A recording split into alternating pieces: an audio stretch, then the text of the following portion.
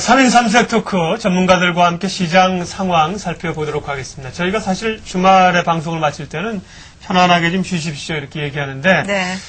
편치 못한 주말이었었죠. 미국 증시 소비 지표 너마저 이런 심정이었습니다. 기업 실적도 좋지 않으면서 주가가 하락했고요. 우리 시장도 생각보다는 잘 견디지만 여전히 하락세인데요. 오늘 또 의미들 짚어보겠습니다. 세 분 함께 하시죠. 네, 대우증권의 박영호 팀장, GSS의 이서구 대표, JD 인베스트먼트의 윤정도 대표 세 분 나와 계십니다. 어서 오세요. 네, 안녕하세요. 네, 안녕하세요. 안녕하세요. 자, 오늘 이야기 나눌 주제를 조금 압축해서 정리해 보도록 하죠. 먼저 이 미국발 악재 다시 불어닥치고 있는데요. 상대적으로 아시아 시장들은 강세라고 하기까지는 뭐합니다만은 약세 국면에서 탈피를 하고 있고요. 일부 오름세를 보이는 시장들도 있어요. 국내 증시도 생각보다 견조한 흐름을 보이고 있는 거죠. 아시아 증시가 미국과 좀 탈동조화해서 바닥을 잡을 시점이 됐다는 의견들이 있습니다. 자세히 좀 살펴보겠습니다. 두 번째 오늘 업종별로 통신주가 강세를 다시 보이고 있는데요. KT와 SK텔레콤 등의 주가가 좋습니다. 통신주 다시 좀 상승 탄력을 받을 수 있을 것인지 살펴보도록 하죠.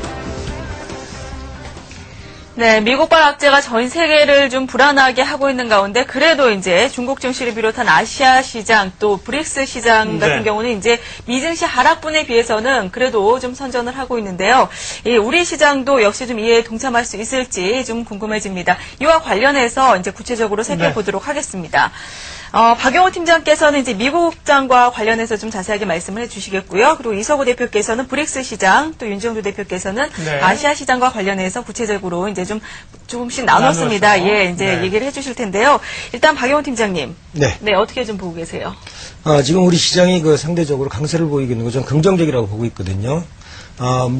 지난주에도 그렇고, 오늘도 좀 약세를 보이고 있지만은, 지난주에 미국 시장이 올랐는데도 우리 시장이 약세를 보였다는 것은 지금 우리 시장은 수급에 대한 우려감 때문에 조금 약세를 보이고 있는 것인데, 이것만 해소가 어느 정도 된다 하면은, 오히려 미국 시장과는 디커플링을 보일 수 있다. 이렇게 전망을 한번 보겠습니다. 네. 먼저 간략하게, 개략적인 전망부터 듣고 있습니다. 윤정두 대표님. 예, 맞습니다. 지난주 같은 경우에 1800선이 종가상으로 잘 지켜지다가 금요일 날 그것이 이탈되는 흐름이 연출되긴 했었습니다만 일단 아시아 증시 전반적으로 놓고 봤을 때는 미국발 서브프라임 악재에 대한 민감도는 지난 2007년 8월 대비해서는 상대적으로 약화되고 있다. 그러니까 민감도가 약화되어 있다라는 그런 흐름은 일단 조정폭에 있어서도 상대적으로 이제 견고한 흐름이 나타나고 있기 때문에 아직까지는 아시아 증시 그리고 유럽 증시에서의 일부 부분은 서브프라임 미국발 악재 요인에 대해서는 다소 이제 하방 경직성을 확보하고 있다 이렇게 말씀드리겠습니다. 네, 이서구 대표님. 예, 저는 오늘 브릭스 관련해 가지고 말씀을 드리겠는데 이 브릭스란 작년 전체적으로 본다면 작년 한 해 전 세계 증시를 이끌고 간 원동력 아니겠습니까?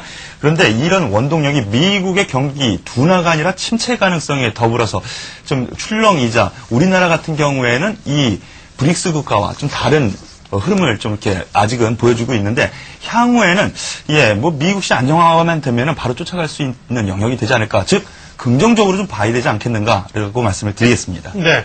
아시아 증시의 바닥 탈출 가능성에 대해서 분야별로, 지역별로 좀 나눠서 살펴보고 있는데요. 박영호 팀장님, 그래도 이제 가장 첫 번째 논의의 시작은 이제 미국 증시거든요. 네. 미국 증시가 여러 가지 충격에서 벗어나지 못하고 있는 상황들인데, 미국 상황과 함께 아시아 증시 반등 가능성 좀 더 자세히 말씀해 주시죠. 일단은 아시아 증시가 반등하는 것은 여러 가지 요인이 있겠지만은 아시아 증시가 전반적으로 인구가 밀집된 나라들에서 소비 경기가 늘어나고 있다는 것, 이런 것들은 전 세계 경기에 부정적인 신호보다도 좀 긍정적인 신호다. 다만 좀 아쉬운 것은 이런 소비 경기가 원자재 가격의 상승을 불러일으켜서 인플레 우려감이 좀 남아있긴 하지만은 그나마 긍정적이다 보는데, 미국 증시가 지금 하락을 하면서 약세를 보이고 있습니다. 미국 증시 하락을 했을 때 일단 미국 증시에 부정적인 영향을 보일 수 있는 요소를 한번 살펴보면은, 일단은 미국 증시가 경기 침체 우려감이 나오고 있습니다. 아까 얘기하신 대로 소비 지표 넘어져 이런 얘기를 하셨는데, 일단 소비 지표가 상대적으로 그나마 그 연말에 좀 나을 줄 알았는데 좀 안 좋았고요. 그리고 우리 시장을 그 미국 시장과 전 세계 시장의 발목을 잡고 있는 서브프라임 유동성 위기 아직도 남아 있다는 겁니다. 그래서 이번에 이번 주에 발표될 미국의 투자은행들의 실적들이 예상치를 좀 하회할 경우가 나올 것이다. 이런 그 얘기들이 나오면서 지난주 미국 시장이 좀 하락을 했다. 이렇게 한번 볼 수가 있는데 이러한 것들과 그다음에 미국 시장이 최근에 원자재 가격 상승으로 인해서 앞으로 경기가 상대적으로 침체될 우려가 있다. 이런 얘기들도 나오고 있고요. 그래서 이런 것들 미국 증시에 좀 부정적인 요소가 있습니다. 그래서 그냥 미국 증시가 꼭 부정적인 요소만 있는 거나 꼭 그렇지는 않을 것 같습니다. 그리고 미국 증시가 이번에 어닝 시즌 이후에 상대적으로 기업들의 실적이 과연 어떻게 나올 것인가 상당히 불안해하는 것들도 미국 증시의 주가는 기업의 실적을 먹고 산다. 이런 얘기를 참고를 해볼 때, 좀 조정을 받을 가능성, 이런 것들이 있습니다. 근데 좀 이것만 말고 좀 긍정적인 측면도 한번 살펴보자. 미국이 꼭 맨날 하락만 하고 계속 위험만 있을 것이냐. 이런 것들도 한번 반대로 한번 보면은요. 저는 미국 증시가 이번에 1분기 이후에 상대적으로 좀 강세를 볼 확률이 있다. 이렇게 한번 말씀드리고 싶은데, 그것은 예전에 전 세계 소비 경기에 선도를 했던 것은 역시 미국이었습니다만, 최근에 우리나라도 지금 수출 물량이 비중이 예전에 미국의 50% 부근에서 수출액이 늘어나면서 전반적으로 아시아 쪽, 이머징 마켓 쪽으로 수출 비중이 늘어나고 있다는 것은 소비 경기가 한쪽 축으로 다시 움직이고 있다는 거죠. 그래서 미국의 소비가 일정 부분 감소하는 것에 영향을 어느 정도 신흥공업국들의 소비가 일정 부분 커버를 해줄 수 있다. 이렇게 한번 볼 수가 있고요. 그래서 이러한 것들이 1분기 이후에는 미국 이후에 신흥공업국의 경기 성장에 따른 미국의 동반 상승도 가능하다. 이렇게 한번 봅니다.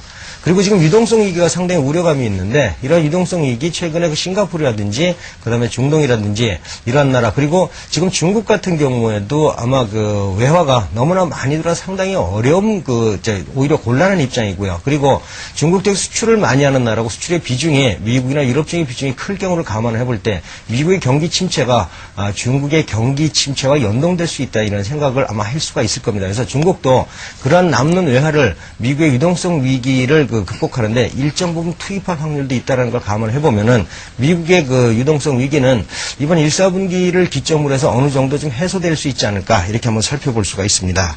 그리고 아시아 경기 상승이 미국 경기에 부정적이냐 절대로 그렇지는 않을 겁니다. 미국도 역시 금융 선진기법이라든지 선진기술 이런 것들을 수출을 하고 있는데 지금 신흥공업들에서 급격한 경제 발전은 선진기술과 그 다음에 고차원적인 어떤 기술을 필요로 한다는 걸 감안해보면은 미국도 이러한 효과를 아마 볼 수가 있지 않을까 이렇게 한번 볼 수가 있습니다. 그래서 전반적으로 미국 증시가 1분기에는 아무래도 미국 국내 영향 때문에 상당히 어려울 것으로 예상이 되지만은 전 세계 경기와 전 세계 시장이 긍정적으로 나아진다는 걸 감안을 해보면은 지금 중국 경기나 인도나 러시아나 브라질 경기가 나빠질 거라고 예상하는 사람은 그리 많지 않습니다.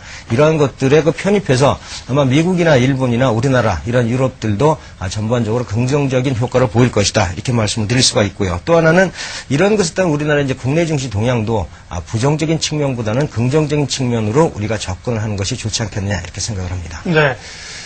사실 이제 미국은 경기가 좀 어렵습니다. 전반적으로 이제 돌아서기가 쉽지는 않은 국면인데 아시아 증시가 좀 차별화될 가능성. 지금 아시아나 이제 중동 자금이 미국으로 들어가고 있지 않습니까? 네. 그런 점에서 오히려 이제 전 세계 경제 주도권을 좀 줄 가능성도 얘기가 되고 있고요. 네, 이서구 대표께서는 이제 브릭스 시장과 관련해서 좀 얘기를 해주실 텐데, 이제 기사를 보니까 요즘 이 연초에 브릭스 펀드 열풍이 불고 있다 그러더라고요. 그만큼 이제 앞으로도 좀 더 좀 불안한 시장 속에서도 좀 긍정적으로 볼 수 있지 않을까 하는 생각도 드는데 어떻게 좀 보고 계신가요? 예, 그렇습니다. 여태까지 이들 국가들 저는 브릭스에 대해서 이제 오늘 중점적으로 말씀을 드리겠는데요. 브릭스 하면은 러시아, 그 다음에 브라질, 이거 자원대국이죠.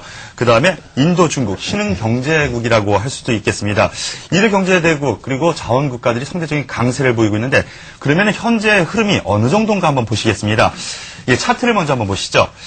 예, 지금 상해 종합주가지수의 주봉의 흐름입니다.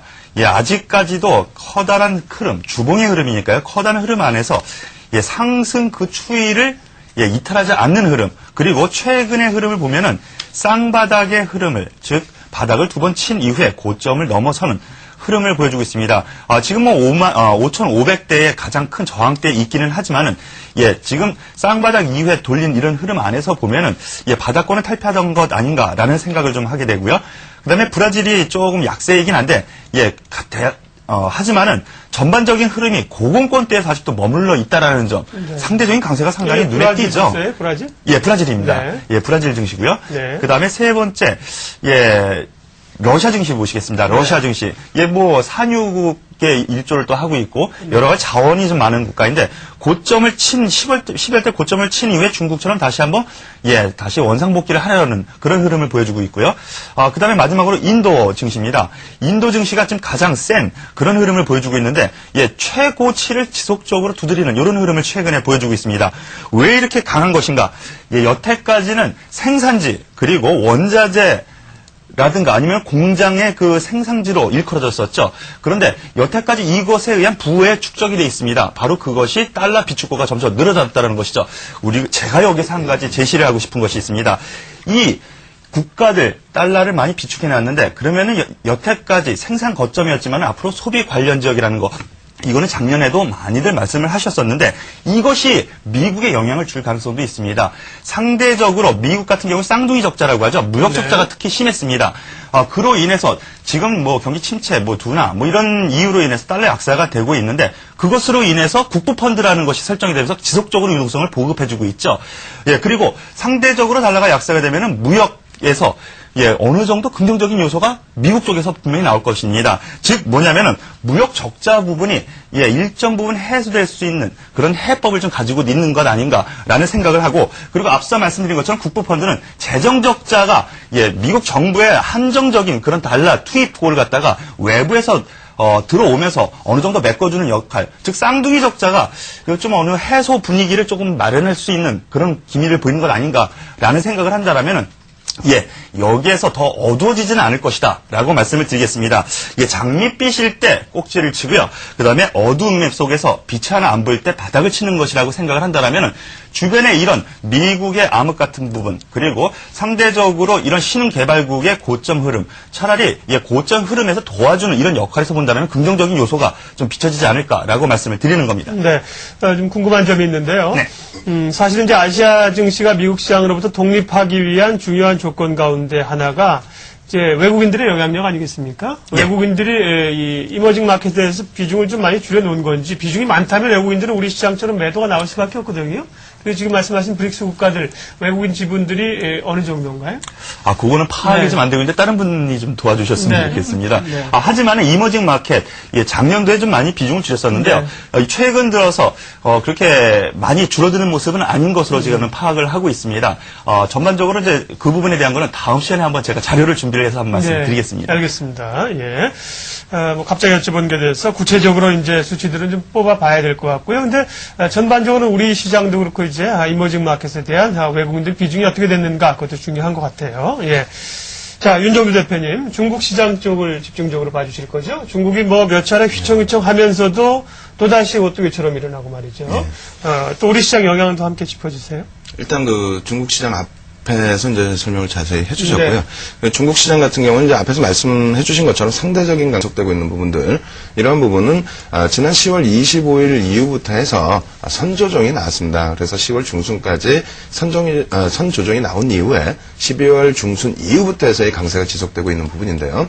이러한 부분으로 놓고 봤을 때는 일단 중국이 강세를 띨 수 있는 부분은 그리고 그 이전에 약세가 좀 이어졌었던 부분은 일단 글로벌 시장의 흐름에는 그렇게 연동되지 않겠다. 그러니까 미국발 서브프라임 악재에 대해서는 중국의 그 영향력이 다소 제한적이지 않겠느냐. 물론 중국 쪽에서 미국 쪽으로 이제 수출하는, 그러니까 미국 쪽에 지금 대중 그 적자가 심화되어 있는 그런 편이긴 합니다만, 중국 쪽의 그 대미 수출 부분에 있어서의 우려감 부분은 자체적인 성장성 부분에서 어느 정도는 해소될 수 있는 흐름이기 때문에 아무래도 그 중국 기업들, 금융기업들의 서브프라임 악재 요인에 대한 실적 우려감 이런 부분이 이제 좀 상대적으로 제한적이어서 강세 흐름이 나오고 있다 이렇게 말씀드릴 수 있겠고요. 그리고 글로벌 시장에서 이제 외국인 지분율에 대해서 이제 그 좀 언급이 됐었는데 사실상 외국인 지분율을 표시하는 국가들은 그렇게 많지가 않습니다. 특히 선진시장에서는 뭐 외국인 지분율이라는 것에 대한 의미가 없는 상태이고요. 우리나라를 기준으로 해서 또 주변 국가들 그 외국인 지분율을 놓고 봤을 때는 국내 시장에서는 외국인들 지분율이 지금 한 31% 정도 수준이 되는데요. 42% 수준에서 상당히 많이 줄어드는 상태이죠. 하지만 31%대 그 외국인 지분율은 글로벌 시장에서 5번째 안에 들어가는 외국인 지분율입니다. 상대적으로 지금 많이 외국인들이 들어와 있는 상태이고요. 이머징 마켓 쪽의 외국인 지분율, 그러니까 대만 쪽 같은 경우도 대략적으로 이제 30% 전후에서 이제 좀 출렁거리는데 30% 전후라면은 대만에서는 이제 상대적으로 지분율이 높은 상황, 그리고 27% 정도 수준이라면은 대만이 평상시에 형성시켰었던 외국인들의 지분율 정도 되겠습니다. 그리고 브릭스 시장은 뭐 아직까지는 외국인들 지분율이 그렇게 높은 시장은 아닙니다. 인도라든가 뭐 브라질이라든가 특히 이제 중국 같은 경우에도 외국인들의 투자 한도가 제한적이기 때문에 아직까지는 그 지분율이 높지 않은 상태이고요. 그리고 무엇보다 외국인 지분율에 대해서 한 가지만 더 설명을 드린다면은 2005년도가 되겠죠. 2005년도 같은 경우에 미국 증시와의 차별화 부분이 상당히 강하게 국내 증시에 표출이 됐는데요. 2005년도 미국 증시의 등락폭은 대략적으로 한 15% 정도에서 연간 등락이 나왔습니다. 그에 반해서 이제 국내 증시 같은 경우에는 하반기에 50%에 달하는 상승 탄력이 나오게 됐는데 그 구간에서의 외국인 매도 강도는 뭐 상당히 강했었거든요. 그렇기 때문에 이번 지금의 흐름에서도 외국인들이 추가적으로 매도를 하게 된다면 다소 부담스러운 면은 있겠지만은 외국인들의 매도 강도가 점진적으로 완화된다면, 그러니까 매수까지는 아니더라도 완화된다면은 기관의 수급에 의해서 반등을 좀 모색할 수 있는 그런 위치가 아닌가 이렇게 말씀을 드리겠습니다. 일단 아시아 증시 쪽 그리고 이제 유럽 증시 쪽에 대해서 이제 전반적으로 설명을 드리고요. 과연 우리나라와 글로벌 시장의 연관 관계 그리고 미국 증시에서 이제 조금 이탈될 수 있는 자체적인 흐름이 나올 수 있는가 이런 부분을 말씀을 드리게 되면은 일단 첫 번째로 아시아 증시 쪽에서도 흐름 자체가 좀 반대급부로 나오고 있는 국가들이 있습니다. 그러니까 다시 표현한다면 미국발 악재 요인에 대해서 추가적으로 이제 하락을 나타내는 부분에 미국 대비해서 더 빠지는 국가가 일부 있는가 하면은 대부분의 아시아 국가들의 경우에는 미국 대비해서는 상대적으로 덜 빠지고 있는 모습입니다. 그 기준점은 서프라임 문제가 불거졌을 때 가장 바닥이었었던 시점이 2007년 8월 16일 미국 기준으로 12,517포인트 정도 될 겁니다. 근데 그 기준에서 1월 9일 기준에 미국 시장이 12,501포인트까지 밀렸기 때문에 2007년 당시에 8월 당시에 서프라임 저점보다 더 밀려가는 흐름이었거든요. 근데 지금 기준에서 놓고 본다면은 아시아 증시가 지난 2007년 8월 달에 저점을 깨고 내려간 아시아 증시는 대만 정도, 그 정도 수준에 국한되고 있습니다. 그렇기 때문에 그렇다면 상대적으로 이제 좀 강세의 흐름을 나타내고 있는데요. 일단 우리나라의 영향력을 좀 주고 있는 아시아 시장 중에서 홍콩 시장의 일봉 차트 놓고 설명을 드리도록 하겠습니다. 홍콩 증시의 일봉 차트 놓고 보시게 되면요. 뭐 싱가포르나 그리고 이제 태국도 마찬가지가 되는데요.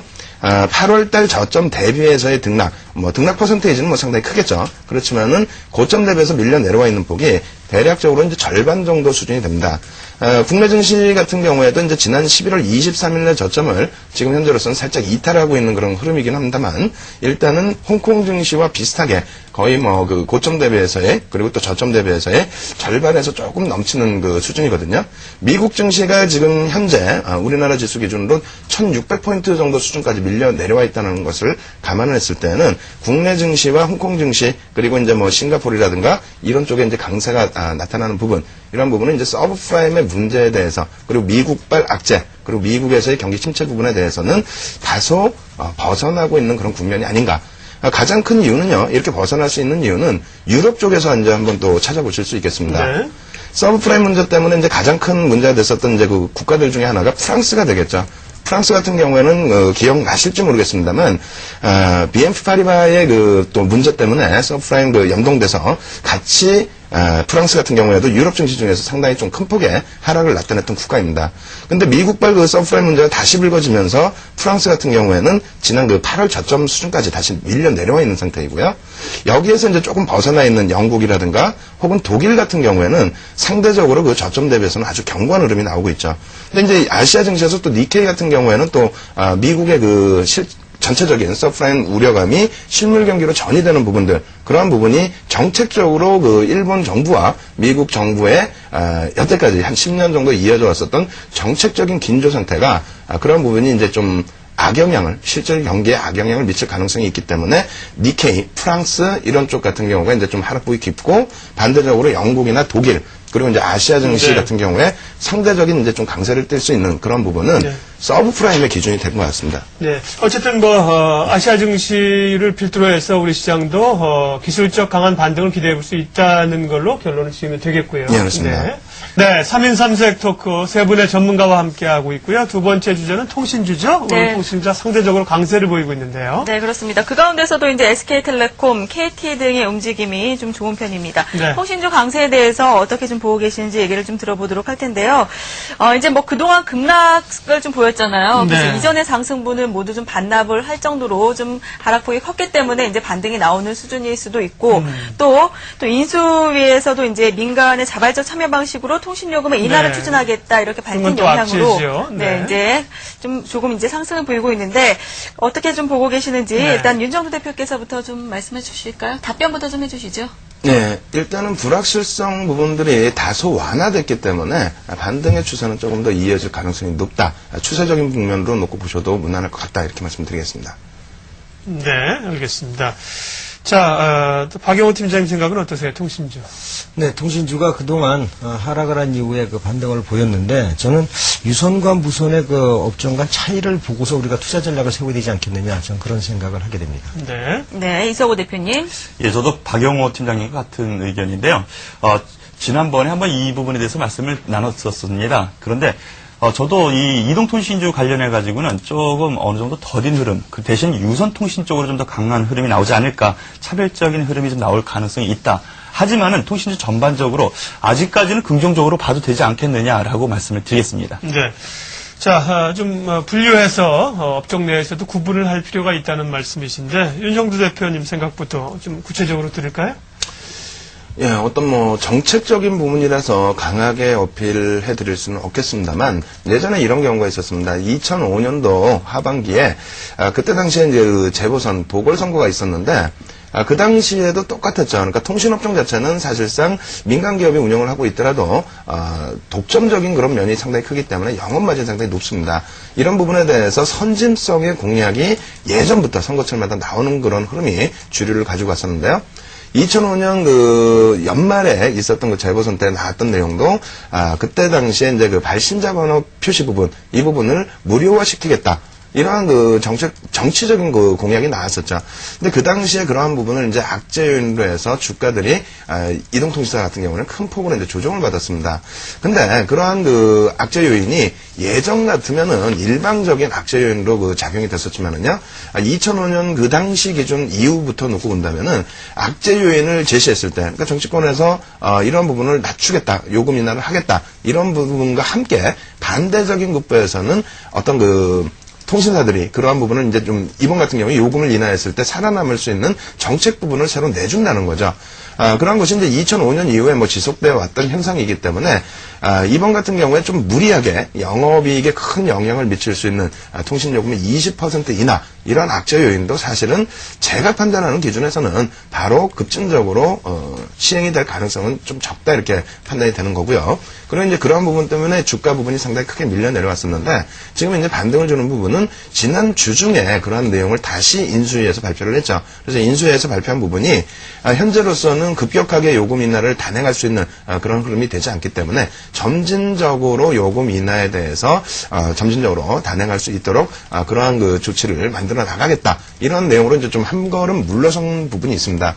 그래서 불확실성의 해소와 함께 그 반등을 주고 있기 때문에요. 그렇다면 요금 인하 부분이 이제 기정사실화돼서 어느 정도 이제 반영이 돼 있다 할지라도 그 이외의 조건에서의 M&A라든가 그리고 지주회사로의 전환 그리고 이제 그 통신 관련된 제도 전환 그리고 와이브로라든가 이러한 부분들 IPTV 이러한 부분들의 성장성이 재차 부각될 가능성이 높기 때문에 현재 구간에서는 지금의 반등이 이제 그 단기적인 일시적인 반등이라기보다는 추세적인 반등으로 연동될 가능성이 높다 이렇게 말씀드리겠습니다.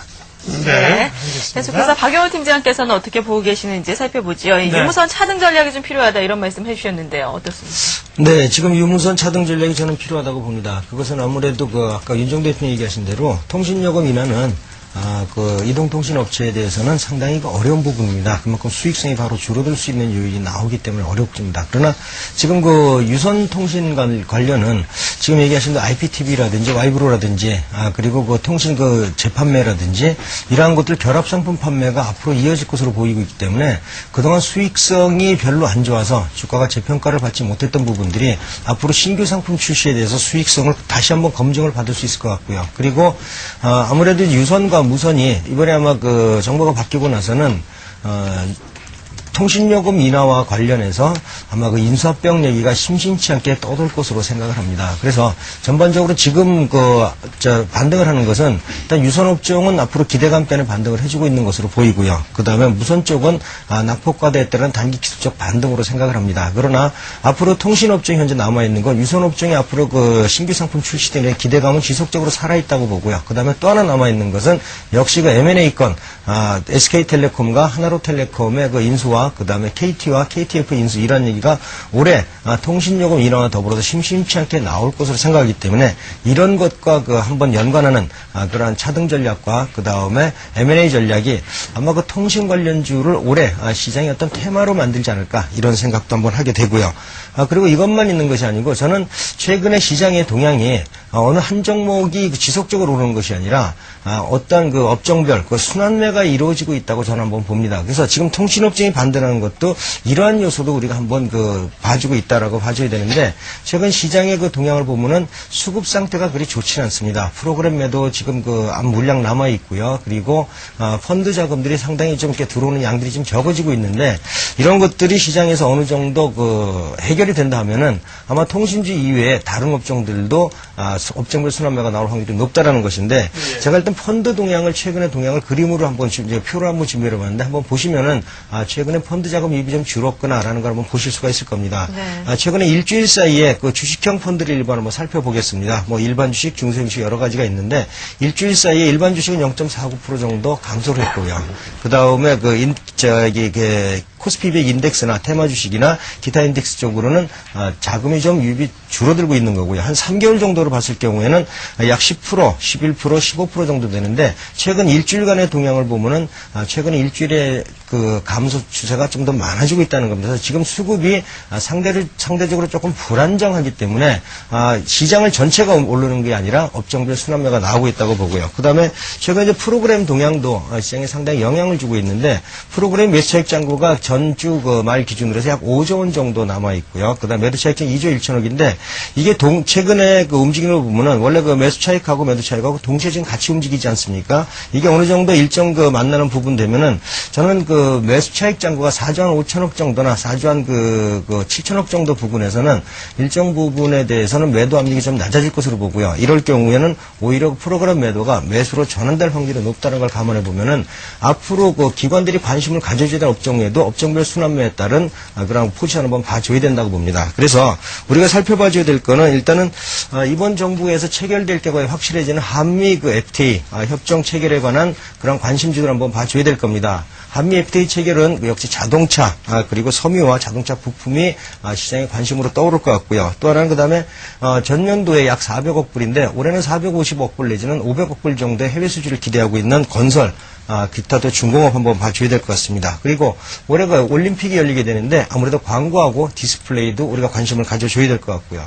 그리고 최근에 노령화사에 대한 얘기들이 많이 나오고 있기 때문에 아무래도 웰빙 트렌드와 그 다음에 그 제약주들 그래서 웰빙과 제약과 바이오주들도 올해 시장에서 관심을 받을 수 있는 이런 종목이기 때문에 시중에 그 어떤 수급이 어느 정도 해결이 된다면은 이러한 종목군들로도 매수가 들어올 수 있는 순환매도 한번 생각해보는 그런 전략이 필요할 것 같습니다. 어쨌든 뭐 통신주도 일부 좀 다른 생각이 있겠습니다만은 순환매적 성격의 가능성도 좀 있는 걸로 보시는 거고요. 네. 알겠습니다. 이제 통신주 얘기 이어서 가도록 하겠습니다. 이사구 대표님, 통신주 종목별로 좀 언급을 해주셔도 괜찮고. 예, 그렇습니다. 저희 통신주 관련해서는 작년 연말 배당 관련해가지고 기관이나 외국인이 좀 관심을 많이 두고 그리고 그로 인해서 프로그램 매수도 많이 들어왔던 종목들이었습니다. 네. 그러면서 이제 배당 락이라고 할 수 있겠죠. 예, 배당 메리트가 사라지면서 매도가 나오면서 하락폭이 깊어지면서 가격 메리트가 있기 때문에 자율적인 반등이 지금 일어나는 것으로 보이는데 SK텔레콤 같은 경우 지금 SK텔레콤과 KT가 지금 상승을 좀 주도를 하고 있죠.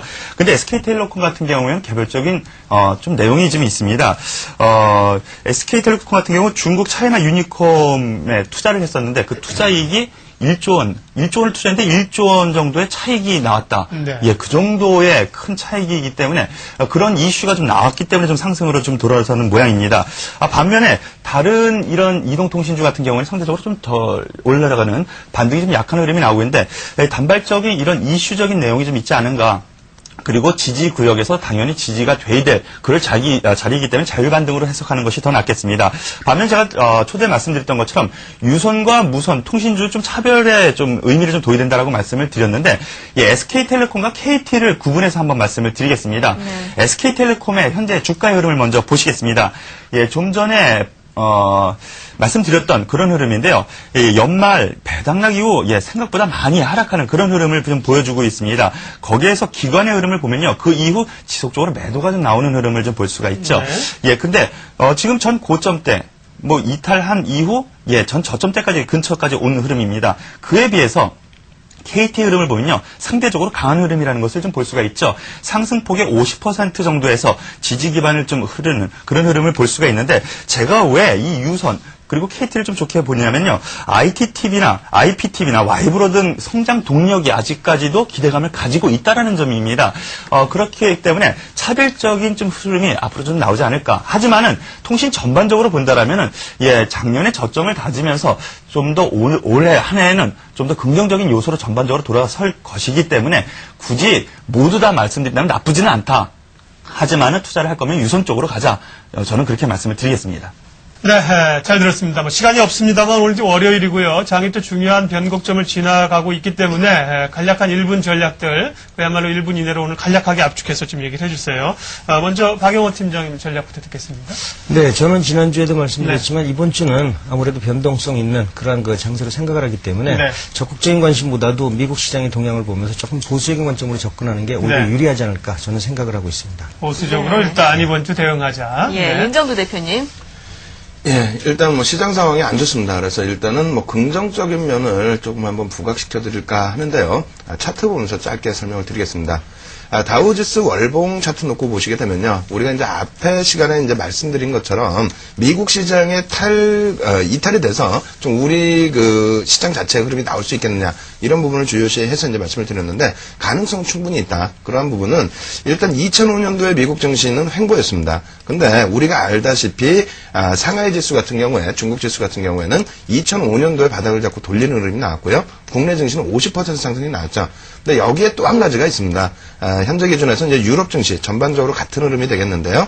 2003년 이후에 2005년도에 미국 증시가 횡보를 할 때에도 유럽 증시 같은 경우는 상당한 강세를 나타냈다. 그러한 부분은 지금 미국발 그 실물 경기의 악화, 서브프라임 문제 부분이 유럽이나 그리고 아시아 쪽에 큰 파장을 미치는 악영향이 아니라면은 일단 미국 증시가 다소 안정 국면에 접어들 때에는 상대적인 강세를 좀 나타낼 수 있는 그런 시점인 만큼 너무 위축되는 전략은 좀 배제하실 것을 권해드립니다. 네, 그럼 좀 저가 매수 생각도 있으신 건가요? 예, 그렇습니다. 1802에서 좀 적극적인 부분도 있다 이렇게 말씀드리겠습니다. 네, 이석우 대표님.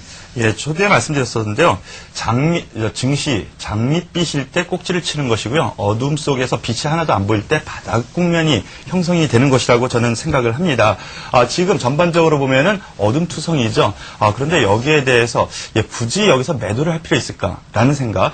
그리고 서서히 미국 시장 안정화가 된다라면은 지금 여러 가지 안 좋지만은 국부펀드라든가 아니면 여러 가지 상황이 그거 안정화를 위해서 노력을 하고 있다는 점에서 봤을 때 초점은 미국 증시에 있지만은 우리나라 증시 전반적으로 봤을 때 지금 1분기 전반적으로 저점으로 생각한 1750포인트까지 벌써 와 있습니다. 그런데 1800포인트 이하에서는 중기적으로 가치적으로 서서히 접근 매도보다는 매수 접근이 필요한 시점이 아닌가 저는 그렇게 결론적으로 말씀을 드리겠습니다.